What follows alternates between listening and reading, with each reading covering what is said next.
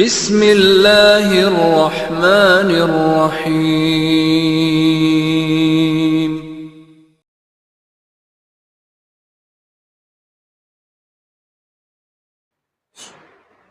إن الحمد لله نحمده ونستعينه ونستغفره ونعوذ بالله من شرور أنفسنا ومن سيئات أعمالنا. من يهده الله فلا مضل له ومن يضلله فلا هادي له. أشهد أن لا إله إلا الله وحده لا شريك له وأشهد أن محمدا عبده ورسوله.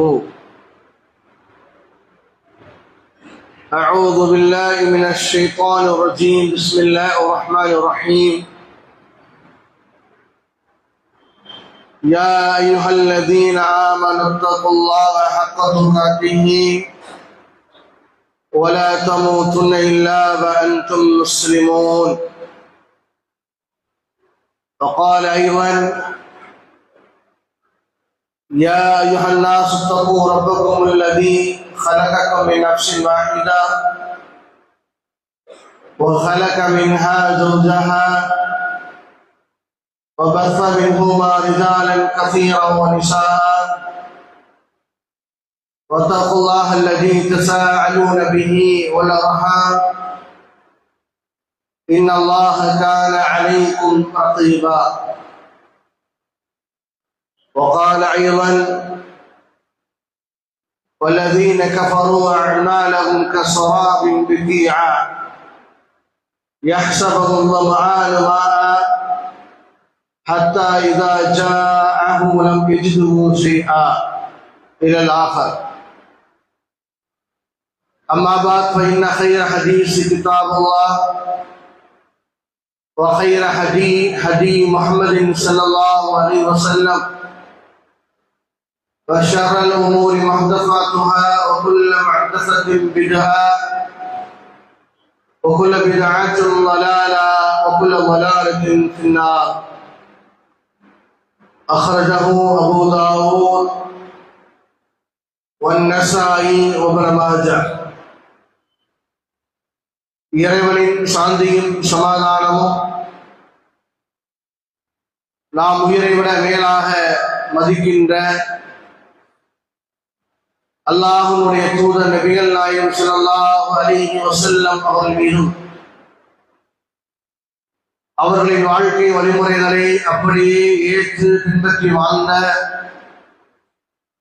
உத்தம சத்திய சஹாபாக்கள், தாபீன்கள், தபோ தாபீன்கள், இமாம்கள், நம்மவர்கள் அனைவர் மீதும் என்றென்றும் நிலவட்டுமாக. அல்லாஹ்வுடைய மார்க்கத்தை அதன் தூய வடிவிலே அறிந்து கொள்ள வேண்டும் என்பதற்காக அவனது இறை இல்லத்திலே விரைவாக வந்து அமர்ந்திருக்கிறோம். அல்ஹம்துலில்லாஹ். நமது எண்ணங்களையும் செயல்பாடுகளையும் அல்லாஹ் ஏற்று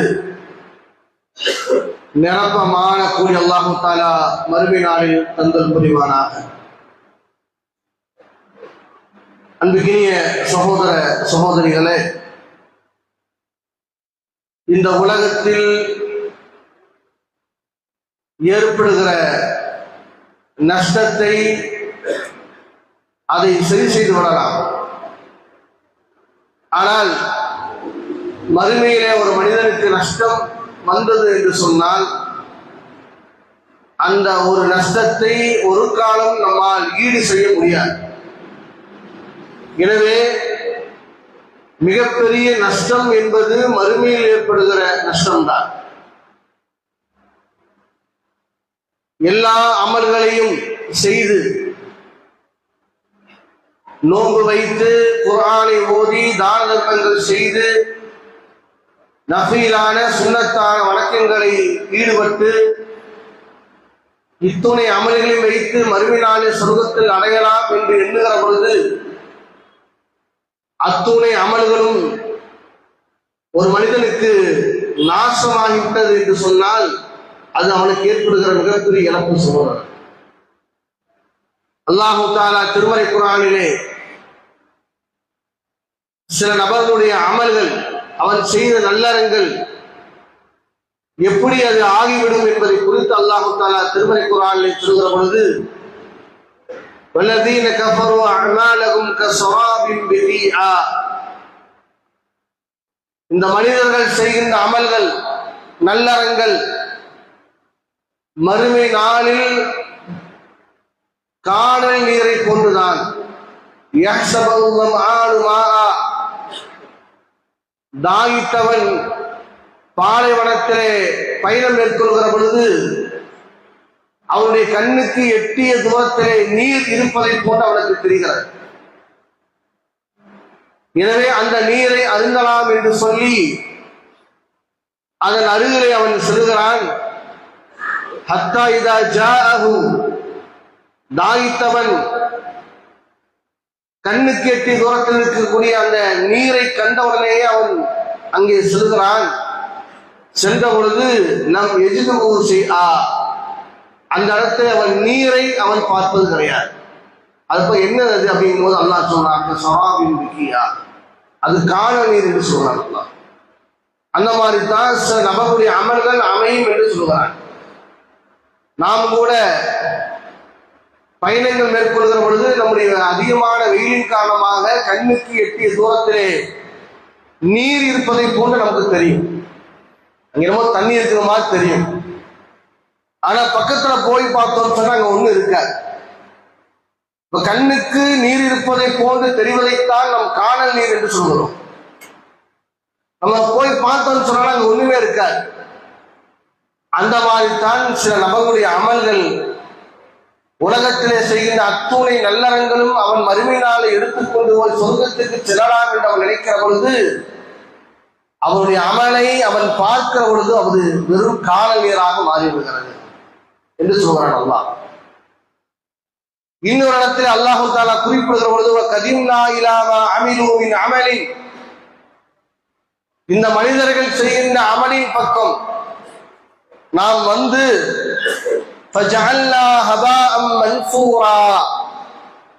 அவனுடைய அமலை நாம் தூசுகளாக நாம் ஆக்கி விடுவோம் என்று சொல்றான் அல்லாஹு தஆலா. அல்லாஹு தஆலா நம்முடைய அமலை எடுத்து தூசுகளாக ஆக்கி விடுகிறான். தூசுனா என்ன? இந்த வெயில் அடிக்கிற சமயத்துல ஒரு ஓட்டையிலிருந்து ஒரு வெளிச்சம் வரும் பாத்தீங்களா? ஒரு ஓட்டு வீடு அல்லது ஏதாவது ஒரு குடிசை வீட்டிலே இருக்கிற பொழுது வெயிலுடைய தாக்கம் அந்த குடிசை வீட்டிலே படுகிற பொழுது அதனுடைய கேப்ல ஒரு நூல் மாதிரி ஒரு வடிவில ஒரு வெளிச்சம் வரும். அந்த வெளிச்சத்துல நீங்க பாத்தீங்கன்னு சொன்னா அங்க தூசுகள் திருப்ப நீங்க பார்க்கலாம். அந்த வெளிச்சத்துல அது தொட்டா நம்ம கைக்கு வராது, அந்த தூசுகள் தெரியும். அந்த மாதிரி அல்லாஹு தஆலா சில நபருடைய அமலை அல்லாஹ் தூசுகளாக மாற்றி விடுகிறார் என்று அல்லாஹ் குர்ஆனில் சொல்றார். இப்படி இந்த மனிதன் செய்கின்ற எல்லா நல்லறங்களும் அல்லாஹு தஆலா ஒன்றுமில்லாமல் தூசுகளாக ஆக்கி விடுகிறான் என்று சொன்னால் அல்லாஹ் என்ன அநியாயக்காரனா? அல்லாஹ் என்ன அக்கிரமக்காரனா? அல்லாஹ்க்கு கருணை என்பது கிடையாதா? இத்துணை அமல்களையும் மறுமையினாலே கொண்டு சென்று சொர்க்கத்துக்கு அடையலாம் என்று அவர் நினைத்துக் கொண்டிருக்கிற பொழுது அவருடைய அத்துணை அமல்களும் அல்லாஹ் தூசுகளாக மாற்றி விடுகிறான் என்று சொன்னால் அல்லாஹ் என்ன அநியாயம் செய்கிறானா என்று சொன்னால் இல்லை. வமா யظلم ربك احدا, அல்லாஹ் குர்ஆனிலே சொல்கிறான், உங்களுடைய இறைவன் ஒரு காலமும் ஒரு துளி அளவும் கூட தன்னுடைய அடியானுக்கு அநியாயம் செய்ய மாட்டான் அல்லாஹ். ஏனென்றால் அல்லாஹு தஆலா சொன்னதாக பெருமானார் ஸல்லல்லாஹு அலைஹி வஸல்லம் அவர்கள் சொல்கிறார்கள், அல்லாஹ் தனக்குத்தானே அநியாயம் செய்வதை ஹராமாக்கி விட்டான். ஹலால் ஹராம் என்பதெல்லாம் படைத்தவர்களாக நமக்குத்தான் ஹலால் ஹராம் எல்லாம். ஆனால் அல்லாஹ்வுக்கு ஹலால் இருக்கிறதா ஹராம் இருக்கிறதா? ஆனால் தனக்கே அல்லாஹ் ஹராம் என்று சொன்னான் அது அநியாயத்தை தான் அல்லாஹ் சொன்னான். அப்படிப்பட்ட அநியாயம் செய்யாத அந்த அல்லாஹ் ஏன் இந்த நபருடைய அமல்களை தூசுகளாக மாற்றி விடுகிறார்? அப்ப நம்ம அமல் செய்தெல்லாம் வீணா என்று சொன்னால் வீண் அல்ல.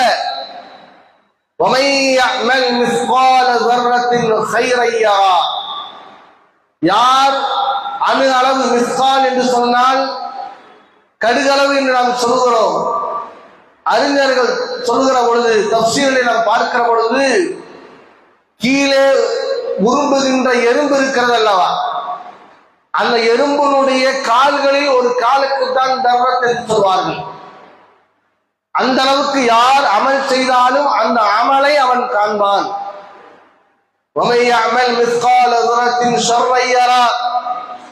யாராவது கடுகளவு தீமை செய்திருந்தாலும் அந்த தீமைக்குண்டான பலனை அவன் காண்பான் என்று அல்லாஹ் தஆலா திருமறை குர்ஆனில் சொல்லியிருக்கிற பொழுது, நாம் என்னதான் நல்ல அமல்கள் செய்திருந்தாலும் மறுமை நாளை காண்போம். ஆனால் சில நபர்களுடைய அந்த அமலை அல்லாஹ் ஒன்றுமில்லாமல் தூசுகளாக மாற்றி விடுகிறான் என்று சொன்னால், அன்பிற்கினியவர்களை எந்த அளவுக்கு நாம் நம்முடைய அமலுடைய விஷயத்தில் எச்சரிக்கை உணர்வோடு இருக்க வேண்டும் என்பதை புரிந்து கொள்ளுங்கள் சகோதரர்களே. நபிகள் நாயகம் ஸல்லல்லாஹு அலைஹி வஸல்லம் சத்திய சஹாபாக்கள், அத்துணை அமல்கள் செய்த அந்த சத்திய சஹாபாக்கள், அவர்கள் தங்களுடைய அமலுடைய விஷயத்தை குறித்து அல்லாஹ்விடத்திலே பயந்திருக்கிறார்கள் என்று நம்மால் பார்க்க முடியாது. அல்லாஹ் தஆலா திருமறை குர்ஆனில் சொல்கிறான், வல்லதீன யூதூன மா ஆதௌ வ குலூபுஹும் வஜிலா அன்னஹும் இலா ரப்பிஹிம் ராஜிஊன். வல்லதீன யூதூன மா ஆதௌ, அல்லாஹ் கொடுத்தவற்றிலிருந்து அல்லாஹ்வின் பாதையிலே அவர்கள் செலவு செய்கின்றார்கள், நன்மையான விஷயத்திலே விரைந்து செல்கின்றார்கள். அப்படிப்பட்டவர்கள் அல்லாஹ்வுக்கு முன்பாக அவர்கள் நிப்பாட்டப்படுகிற பொழுது அந்த அமல் செய்தவர்கள் அல்லாஹ்வை கண்டு அஞ்சுவார்கள் என்று அல்லாஹ் திருமறை குர்ஆனில் சொல்கிறார். இது சொன்ன உடனே அன்னை ஆயிஷா ரலியல்லாஹு அன்ஹா கேட்டாங்க, யா ரசூலல்லாஹ், அஹுமுல் லதீன யஷ்ரபூனல் ஹம்ர வ யஸ்ரிகூன, அல்லாஹ்வின் தூதவர்களே, அல்லாஹ்வுக்கு முன்பாக அவர்கள் நிப்பாட்டப்படுகிற பொழுது அவர்கள் அல்லாஹ்வை கண்டு பயப்படுவார்கள் என்று அல்லாஹ் தஆலா திருமறை குர்ஆனில் சொல்கிறானே, அவர்கள் என்ன விபச்சாரம் செய்தவர்களா, மது அருந்தியவர்களா, அல்லது திருடியவர்களா? ஏன் அவர்கள் அல்லாஹ்வுக்கு முன்பாக நிப்பாட்டப்படுகிற பொழுது ஏன் பயப்பட வேண்டும் அல்லாஹ்வின் தூதரவர்களே என்று அன்னை ஆயிஷா ரலியல்லாஹு அன்ஹா கேட்டார். என யதார்த்தம் அதுதானே. அல்லாஹ்வை யார் பயப்படுவார்? தப்பு செய்தவன் தானே பயப்பட வேண்டும். அமல் செய்தவன் எங்கே பயப்படுவதற்குண்டான வழி இல்லையே, வாய்ப்பில்லையே என்று கேட்கிறாங்க அன்னை ஆயிஷா ரலியல்லாஹு அன்ஹா. பெருமானார் ஸல்லல்லாஹு அலைஹி வஸல்லம் சொன்னாங்க, யா பின்த சித்தீக், சித்தீக்குரிய மகளே, அபூபக்கர் சித்தீக்குரிய மகளே, வலாகின்னஹும் அல்லதீன யஸூமூன, அல்லாஹ்வுக்கு முன்பாக நிப்பாட்டப்படக்கூடியவர்கள் பயப்படுவார்களே, அவர்கள் எப்படிப்பட்டவர்கள் என்று சொன்னால், யஸூமூன, அவர்கள் நோன்பு வைத்திருப்பார்கள், வயஸல்லூன, அவர்கள் தொழுதிருப்பார்கள், வயத்தஸத்தகூன, அவர்கள் தான தர்மங்கள் செய்திருப்பார்கள்.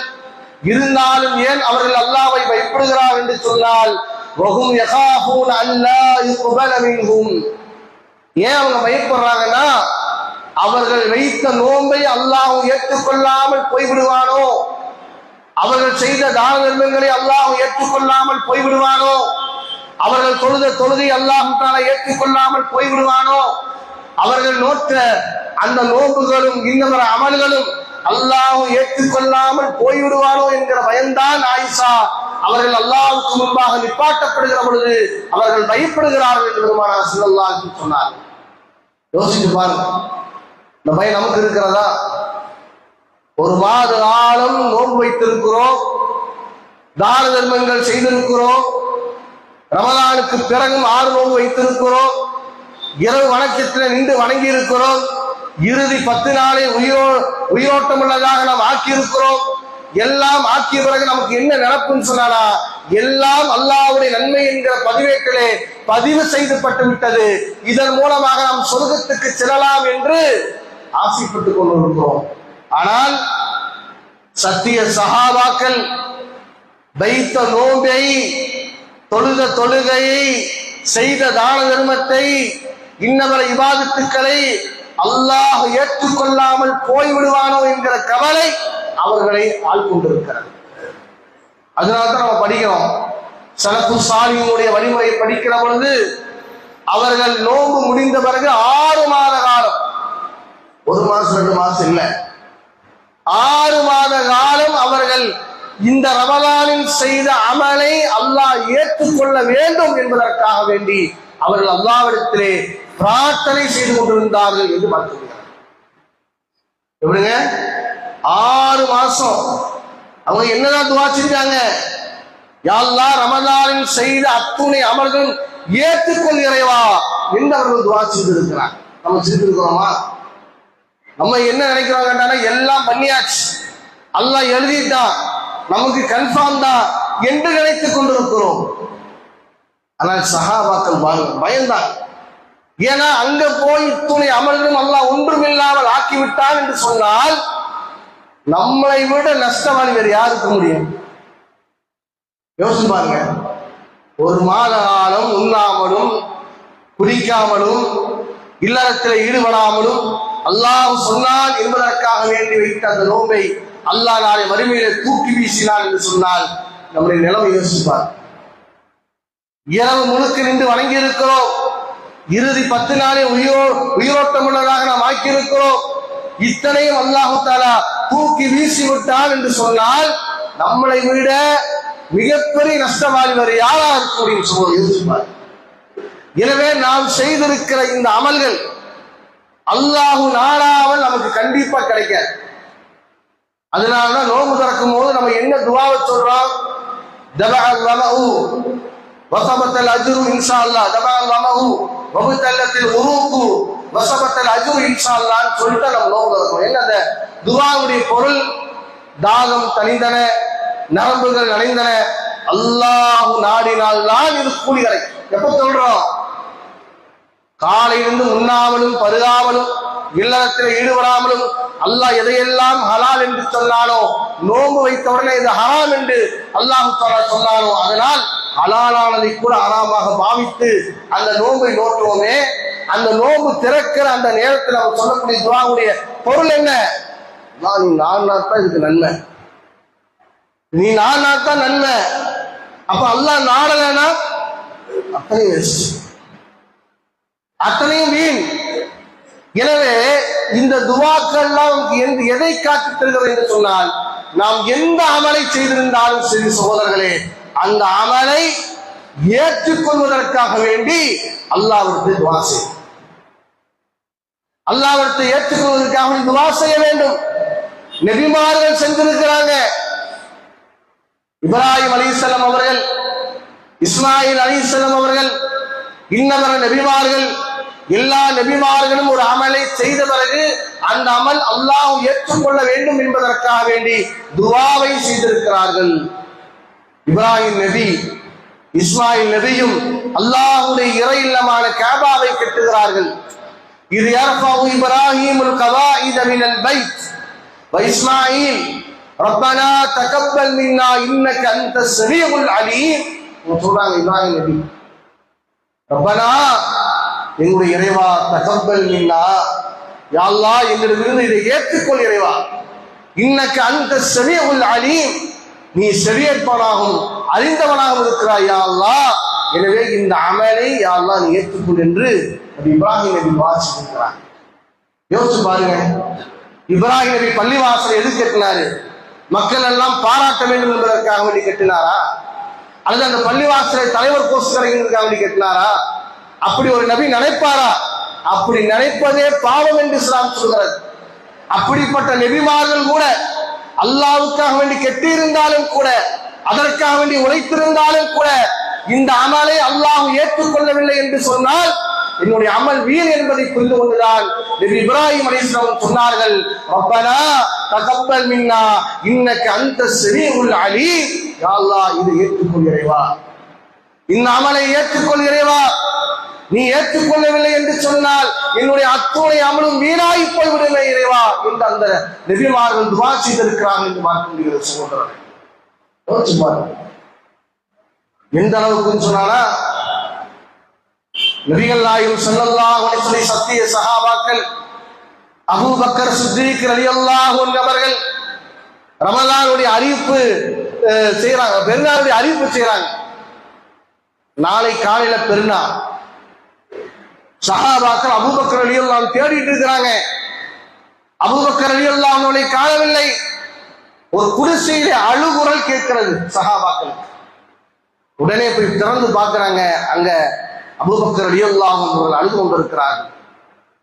அழுதுட்டே இருக்கும்போது கேட்டாங்க, யா அமீரல் முஃமினீன் அவர்களே, மூமின்களின் தலைவராக அபூபக்கர் சித்திக் ரலியல்லாஹு அன்ஹு அவர்களே, மக்கள் எல்லாம் பெருநாளுக்காக மகிழ்ச்சி வெள்ளத்தில் இருந்து கொண்டிருக்கிற பொழுது நீங்கள் அழுது கொண்டிருக்கின்றீர்களே, என்ன காரணம் என்று கேட்ட பொழுது அபூபக்கர் ரலியல்லாஹு அன்ஹு சொன்னாங்க, அருமை தோழர்களே, இந்த ரமலானில் இரவு முழுக்க நான் நின்று வணங்கி இருக்கிறேன், அல்லாஹ்வுடைய பாதையிலே தான தர்மங்கள் செய்திருக்கிறேன், அல்லாஹ்வுடைய திருமறை குர்ஆனுடைய வசனங்களை நான் ஓதியிருக்கிறேன், எல்லா அமல்களும் நான் செய்திருக்கிறேன்.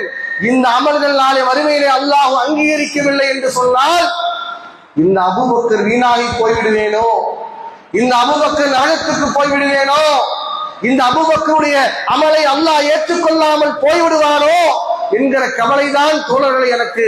எனவே அல்லாஹ்விடத்திலே இந்த அமலை ஏற்றுக்கொள்வதற்குத்தான் நான் மண்டாடி கொண்டிருக்கிறேன் என்று அபூபக்கர் சித்திக் ரலியல்லாஹு அன்ஹு சொல்லி காட்டினார் என்று சொன்னால் யோசித்திருப்பாங்க சகோதரர்களே. நம்மள எந்த அளவுக்கு இருக்கிறோம்னு யோசிச்சுப்பார்.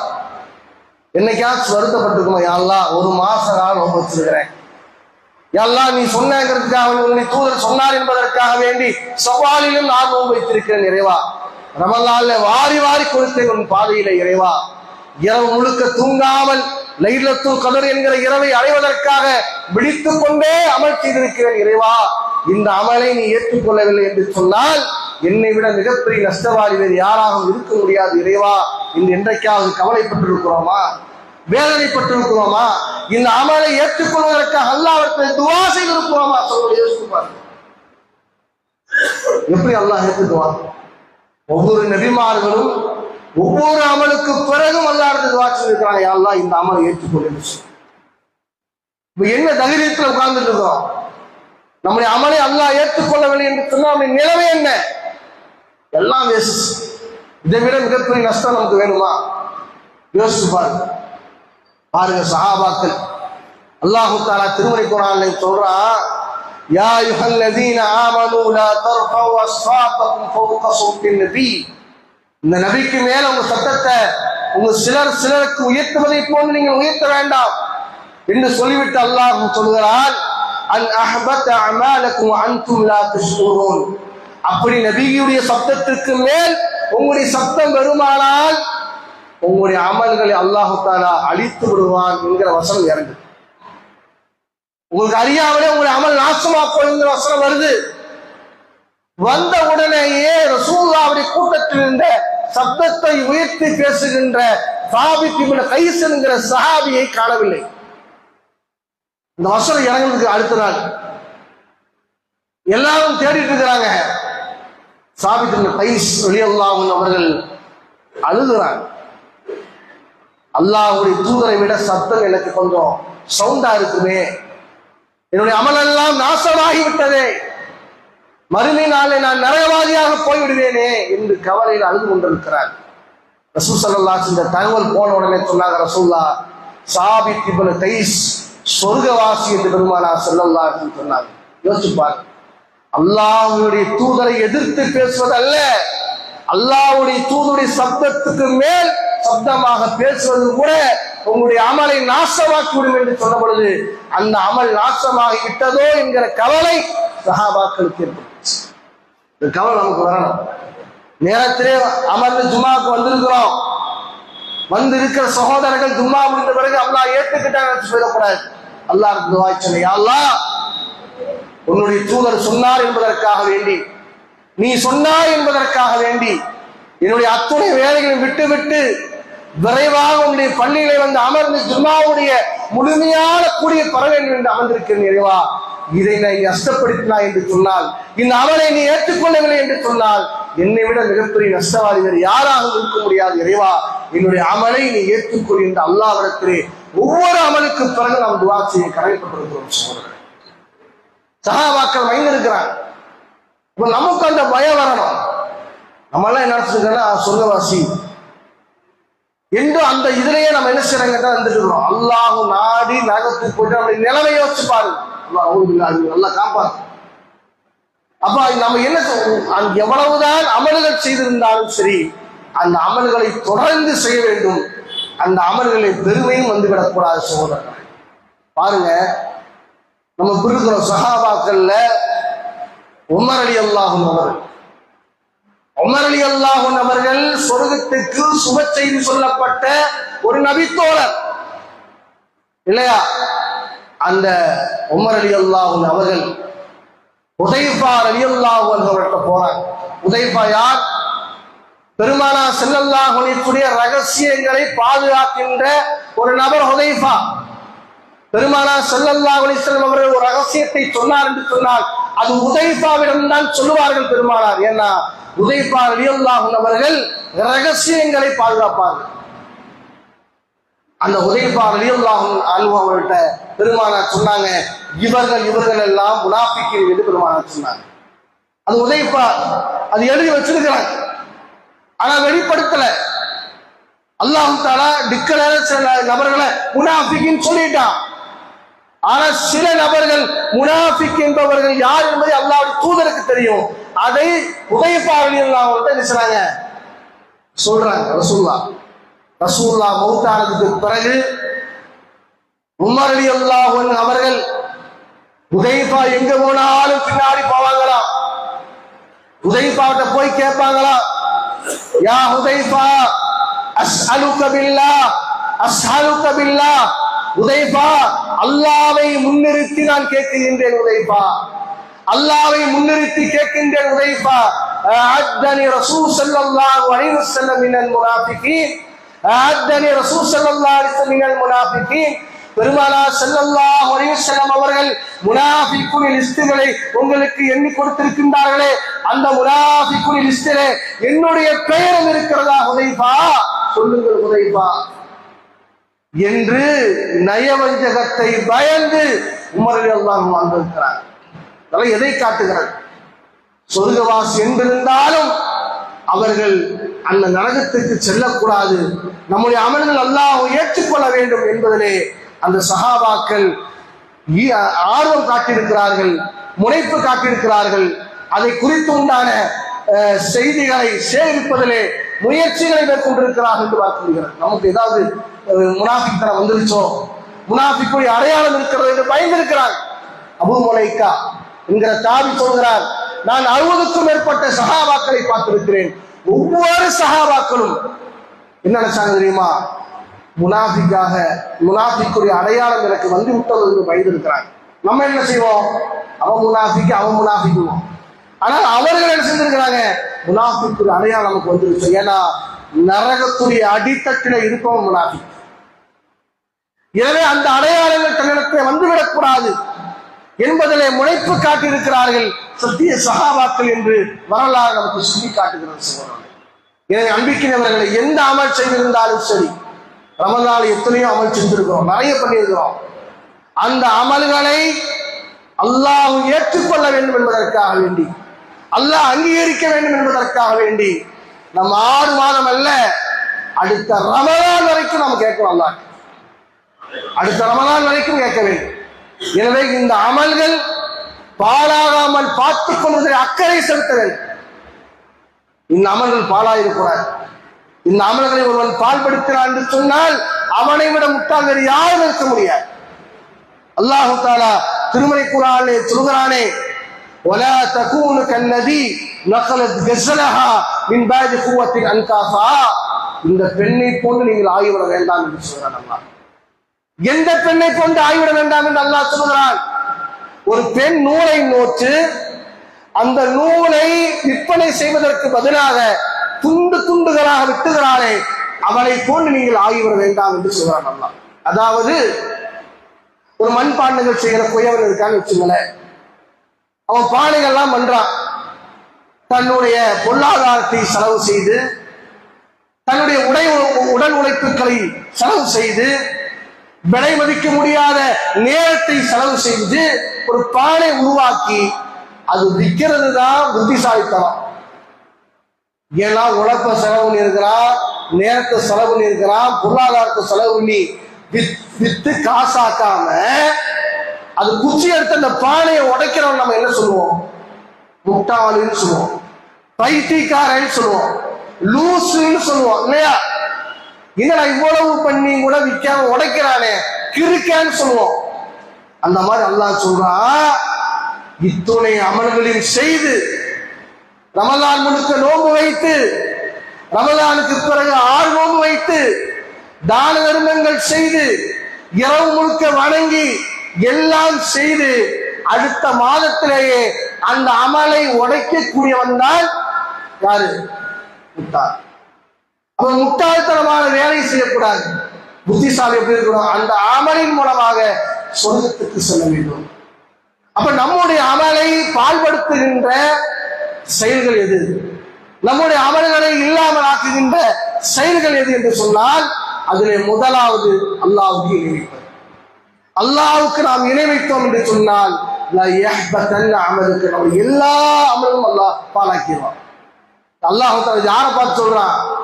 நபியை பார்த்து சொல்கிறான், இன் அஷ்ரக்த நபியே, நீங்கள் அல்லாஹ்வுக்கு இணை வைத்தாலும் கூட அமலுக்கு அல்லாஹ்வுடைய எல்லா அமல்களையும் பாலாக்கிடுவான். அப்ப ஷிர்க்குங்கிறது நம்ம என்ன செய்யக்கூடாது, வந்துடக்கூடாது. இது நம்ம மேக்ஸிமம் நம்ம தப்பிச்சோம். இரண்டாவது என்ன? அல்லாஹ் சொல்கிறான், உங்களுடைய அமல்களை யா அய்யுஹல்லதீன ஆமனூ லா துபிதுலு ஸதகாத்தின் பில் மன்னி வல் அதா. என்ன சொல்கிறான் அல்லாஹ்? நீங்க கொடுத்த தான தர்மங்கள், கொடுத்த நல்ல விஷயங்கள், இதையெல்லாம் சொல்லி காட்டாதீங்க. மன்னான யாரு? அல்லாஹ் தான். மன்னான். மண்ணுன்னா இந்த மண்ணுங்கிற வார்த்தைக்கு கொடுத்ததை சொல்லுவது என்ற மன்னான் அல்லாஹ். அல்லாஹ் தான் கொடுத்ததை சொல்லி காட்ட வேண்டும், நம்ம காட்டக்கூடாது. நான் உனக்கு இவ்வளவு பண்ணேன், நான் உனக்கு இவ்வளவு செஞ்சேன், பள்ளிவாசல் இவ்வளவு பண்ணேன், பள்ளிவாசலுக்கு வேண்டி அதை பண்ணேன், கஷ்டப்பட்டேன், எதுவாக இருந்தாலும் சரி, ஒரு நன்மையான காரியத்தை அடுத்தவர்கள் மெச்ச வேண்டும் என்பதற்காக வேண்டி, அடுத்தவர்கள் பாராட்ட வேண்டும் என்பதற்காக வேண்டி, அடுத்தவர்கள் தங்களை புகழ வேண்டும் என்பதற்காக வேண்டி யார் செய்தாலும் சரி அந்த அமலை அல்லாஹ் தூக்கி வீசுவான். அது எவ்வளவு பெரிய அமலாக இருந்தாலும் சரி, அல்லாஹ்வுக்காக வேண்டி உயிரை விட்ட ஒரு ஷஹீதுடைய அமலை கூட அல்லாஹ் தஆலா தூக்கி வீசி அந்த ஷஹீதை அல்லாஹ் தஆலா நரகத்தை தள்ளினார் என்று பெருமானார் ஸல்லல்லாஹு அலைஹி வஸல்லம் சொல்லி காட்டினார் என்று சொன்னால் அவர்கள் எதற்காக வேண்டி செஞ்சார்கள்? அல்லாஹ்வுக்காக வேண்டி பண்ணாங்களா அல்லது மக்கள் மெச்சணுங்கிறதுக்காக வேண்டி பண்ணாங்களா? அப்ப எந்த ஒரு அமலாக இருந்தாலும் அந்த அமலின் மூலமாக நாம் எதை எதிர்பார்க்க வேண்டும் என்று சொன்னால் நம்முடைய கபர் குழிக்கு அல்லாஹ் தஆலா விசாலமாக்கி தருவான். இந்த பள்ளிவாசலுக்கு நான் செலவு பண்ணாலும் சரி, ஒரு ஏழைக்கு செலவு பண்ணாலும் சரி, அல்லது தொழுதாலும் சரி, என்ன பண்ணாலும் சரி, அது என்னுடைய கபருக்கு அல்லாஹ் தஆலா விசாலமாக்கி தருவான். மறுமை நாள் எனக்கு வெற்றியை தருவான் என்கிற எண்ணத்திற்காக வேண்டி நான் செய்ய வேண்டும் என்கிற அவன் பாராட்டணும், இவன் பாராட்டணும். ஆஹா, ஒருவாறு பள்ளிவாசலுக்காக வேண்டி தன்னையே படிக்கிறார் என்று பாராட்ட வேண்டும் என்பதற்காக செய்தோம் என்று சொன்னால் அது வீண். எந்த அமலாக இருந்தாலும், இரவு வணக்கமாக இருந்தாலும் சரி, எதுவாக இருந்தாலும் சரி, அதை நல்ல நீயத்தோட நம்ம செய்யணும், நல்ல நீயத்தோட செய்யணும். என சஹாபாக்களும் தாபியீன்களும் சஹாபாக்களும் சலஃபு சாலிஹீன்கள் எல்லாம் அவர்கள் அதிகமாக பயந்து விஷயம் கட்டண நீயத்து தான். ஏன்னா எவ்வளவு பெரிய அமலையும் ஒன்றுமில்லாமல் ஆக்கிவிடும் இந்த நீயத். எவ்வளவு பெரிய சிறிய விஷயத்தையும் மிகப்பெரிய அமலாக மாற்றிவிடும் இந்த நீயத். எனவே இந்த நீயத்தை சரி செய்ய வேண்டும், அல்லாஹ்வுக்காக செய்ய வேண்டும். அதுதான் அல்லாஹ் சொல்றான், பில் மன்னி வல் அதா, சொல்லி காட்டி குத்திட்டு உங்களுடைய அமலை நாசமாக்காதீங்க. இது ஒண்ணு. ரெண்டாவது என்ன? இது ரெண்டாவது. மூணாவது என்ன? ஃபர்ஸ்ட் ஷிர்க்கு, ரெண்டாவது சொல்லி காட்டுற மூலமா அமல் நாசமாயிடும். மூணாவது என்ன? ரகசியமாக செய்கின்ற பாவங்கள். நல்லா புரிச்சு. பெருமானார் ஸல்லல்லாஹு அலைஹி வஸல்லம் சொன்னாங்க, ஒரு மனிதன் மறுமை நாளே திஹாமா மலையளவுக்கு நன்மைகளை கொண்டு வருவான். திஹாமா என்பது மிகப்பெரிய மலை தொடர்ச்சி, மக்கால உஹது மலையை விட பெரியது. ஒரு நீளமான மலை தொடர்ச்சி. அந்த அளவுக்கு நன்மைகளை கொண்டு வருவான் மறுமையினால். ஆனால் அந்த நன்மையை அல்லாஹ் ஒன்றுமில்லாமல் தூசுகளாக மாற்றி விடுவான். காரணம் என்ன? அவன் என்ன பண்ணா? அவன் ரகசியமான நேரத்திலே, யாரும் இல்லாத நேரத்திலே ஹராமான விஷயத்தை அவன் செய்தான். ஹராமான விஷயத்தை அவன் செய்தனுடைய விளைவு அல்லாஹ் தஆலா அத்துணை அமல்களையும் அல்லாஹ் நாசமாக்கினான். இப்ப நம்ம என்ன, நம்முடைய அமல்கள் அல்லாஹ் தஆலா அங்கீகரிக்க வேண்டும் என்று சொன்னால், அன்பிற்குரியவர்களே, தனிமையாக இருப்பதை விட்டும் அதிகமாக தவிர்த்து கொள்ள வேண்டும். தனிமையா இருக்கிறத விட்டும் தவிர்த்து கொள்ள வேண்டும். தனிமையா இருக்கிற சமயத்துல ஷைத்தான் நம்மளை தூண்டுவான், ஷைத்தான் நம்மளை உற்சாகப்படுத்துவான், ஷைத்தான் நம்முடைய உள்ளங்களை பூந்து விளையாடுவான். யாரும் இல்லையே, எந்த தவறு பண்ணாலும் யாரும் பார்க்க மாட்டாங்களே என்று நம்மை அவன் உந்துவான், வஸ்வாஸ் செய்வான். அந்த சமயத்தில் அல்லாஹ்வை பயந்து குர்ஆன் எடுத்து ஓதி தஹஜ்ஜுத் தொழுது எதையாவது செய்து அந்த தனிமையிலே நம்முடைய ஈமானை நாம் பாதுகாக்க வேண்டும். இல்லைனா ஹராம் மேல வேலையை செய்தோம் என்று சொன்னால் நம்முடைய அத்துணை அமல்கள் அல்லாஹ் நாசமாயிடும். இது 3. அடுத்தது என்ன? ஒரு நபரை பார்த்து நீ நரகவாசி, அல்லாஹ் உன்னை மன்னிக்கவே மாட்டான் அப்படின்னு சொல்லக்கூடாது. பெருமானார் ஸல்லல்லாஹு அலைஹி வஸல்லம் சொல்றாங்க, ஒரு மனுஷன் போய் தாவா பண்ணிட்டே இருக்கிற ஒரு ஆள்கிட்ட, அவன் கேட்கிற மாதிரியே இல்லை. உடனேயே அந்த தீயவன் என்ன செய்யறான்னு கேட்டானா, போனவனுக்கெல்லாம் வேற வேலை இல்லை அப்படின்னு திட்டிடுறான். இந்த கோபத்துல இந்த தாவா செய்தவன் என்ன செய்வான் சொன்னான், வல்லாஹி அல்லாஹ் மீது ஆணையாக நான் சொல்கிறேன், லா யக்ஃபிர் அல்லாஹு லி ஃபுலான், இந்த நபர் அல்லாஹ் மன்னிக்கவே மாட்டான். சொன்னமா இல்லையா? அவனுக்கெல்லாம் ஈமான் இருக்கா? அவனெல்லாம் முஸ்லீமா? என்ன சொன்னாலும் அவனுக்கு ஒரு படிப்பனை இல்லாம இருக்கா? அவனை எல்லாம் அல்லாஹ் மன்னிப்பானா? அல்லாஹ் அவனெல்லாம் மன்னிக்கவே மாட்டான் அப்படின்னு நம்ம சொன்னோம்னா, அல்லாஹ்வுடைய தூதர் சொல்றாங்க, இன்னல்லாஹ தஆலா, அல்லாஹ் சொல்கிறான், மந்தல்லதி யதவல்லா அலைய லா அக்ஃபிர் லி ஃபுலான், நான் இந்த நபரை மன்னிக்க மாட்டேன்னு நான் என்னுடைய உரிமையிலே கை வைத்தவன் யார்? அல்லாஹ். நான் இந்த மனிதனை மன்னிக்க மாட்டேன் என்று சொல்லி என்னுடைய உரிமையிலே கை வைத்தவன் யார் என்று சொல்லிவிட்டு பெருமானார் ஸல்லல்லாஹு அலைஹி வஸல்லம் அல்லாஹ் சொல்லதாக சொல்கிறார்கள், இன்னி கஃபர்து லி ஃபுலான், யாரை மன்னிக்க மாட்டான்னு சொன்னானோ அவனை சொல்றாங்க அல்லாஹ், அவனை நான் மன்னித்து விட்டேன். வஹபத்து அமலுக, அப்படி சொன்னவனுடைய அமலெல்லாம் அல்லாஹ் நாசமாக்கிட்டான். யாரையும் பார்த்தா என்ன செய்யக்கூடாது? அவனை மட்டம் தட்டி இவனையெல்லாம் அல்லாஹ் மன்னிப்பானா, இவனுடைய தௌபாவெல்லாம் அல்லாஹ் ஏற்றுக்குவானான்னு சொல்லி நாம் சொல்லக்கூடாது. எனவே இது செஞ்சோம் என்று சொன்னான் என்று சொன்னால் அவருடைய அமல்கள் அனைத்தும் அல்லாஹ் தஆலா நாசமாக்கி விடுகிறார். எனவே அன்பிற்குரியவர்களே, இது போன்ற பல விஷயங்களை பெருமானார் ஸல்லல்லாஹு அலைஹி வஸல்லம் சொல்லியிருக்கிறார்கள். எனவே பிரத்யேகமாக இந்த அமல்களை செஞ்சு நம்முடைய அமல்களை பாழாக்காமல் செய்கின்ற அமல்கள் அத்துணையுமே மறுமையினாலே கிடைக்கின்ற ஒரு வாக்கியத்தை பெறக்கூடிய ஒரு வாய்ப்பினை அல்லாஹ் தஆலா நம் அனைவருக்கும் தந்தல் வேண்டும் என்று கூறியது. முதலாவது ஜும்மாவை முடித்துக் கொள்கிறேன். அஸ்ஸலாமு அலைக்கும் வரஹ்மத்துல்லாஹி வபரகாத்துஹு.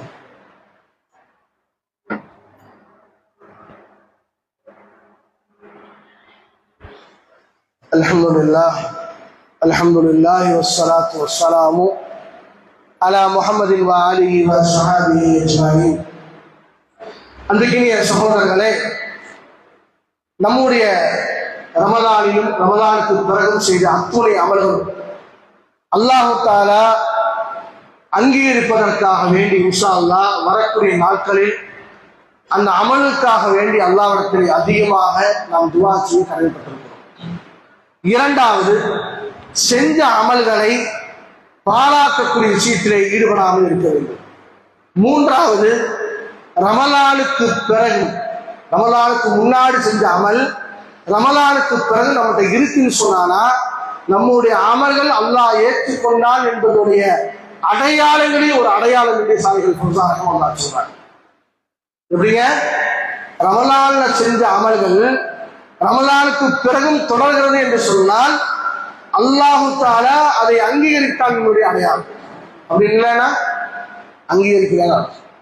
எனவே ரமலானுக்கு பிறகும் அந்த அமலை தொடர வேண்டும். அதனால தான் அல்லாஹ் சொல்றான், ஃபஅபுதுல்லாஹ ஹத்தல் யகீன், உங்களுக்கு மௌத்து வர்ற வரைக்கும் அல்லாஹ்வை நீங்கள் வணங்குங்கள் என்று சொல்லி அல்லாஹ் தஆலா திருமறை குர்ஆனில் சொல்றான். ரமலானில் மட்டுமல்ல, ரமலானில் மட்டுமல்ல, ஏதோ ஒரு சீசனில் மட்டுமல்ல, வாரம் மட்டுமல்ல, மௌத்து வர்ற வரைக்கும் அல்லாஹ்வை வணங்க வேண்டும். எனவே ரமலானுக்கு பிறகு அந்த அமல்கள் தொடர வேண்டும். அதற்குண்டான தௌஃபீக் அல்லாஹ் தஆலா நமக்கு தர வேண்டும். அல்லாஹ் தஆலா அனைத்து நபருடைய அமல்களையும் அல்லாஹ் தஆலா ஏற்று அதுக்குண்டான முழுமையான கூலி அல்லாஹ் தஆலா மறுமை நாளை கொண்டு புரிவானாக. அனைத்து நபருடைய பாவத்தையும் அல்லாஹ் தஆலா மன்னித்து நாளை மறுமையிலே நபிமார்களோடு சித்திகங்களோடு சுஹதாக்களோடு இருக்கின்ற பாக்கியத்தை அல்லாஹ் தஆலா தந்தல் புரிவானாக. ஜன்னத்துல் ஃபிர்தௌஸ் என்கிற உயர்ந்த சொர்க்கத்தை அல்லாஹ் தஆலா எனக்கும் என்னுடைய குடும்பத்தாருக்கும் உங்களுக்கும் உங்களுடைய குடும்பத்தாருக்கும் அல்லாஹ் தஆலா தந்தல் புரிவானாக. அகீமுஸ் ஸலாத்த இன்ன ஸலாத்த தன்ஹா அனில் ஃபஹ்ஷாஇ வல் முன்கர் வலذிக்ருல்லாஹி அக்பர் வல்லாஹு யஅலமு மா தஸ்னஊன் وآخر دعوانا الحمد لله رب العالمين. السلام عليكم ورحمة الله وبركاته. سبحان ربك رب العزة عما يصفون وسلام على المرسلين والحمد لله رب العالمين.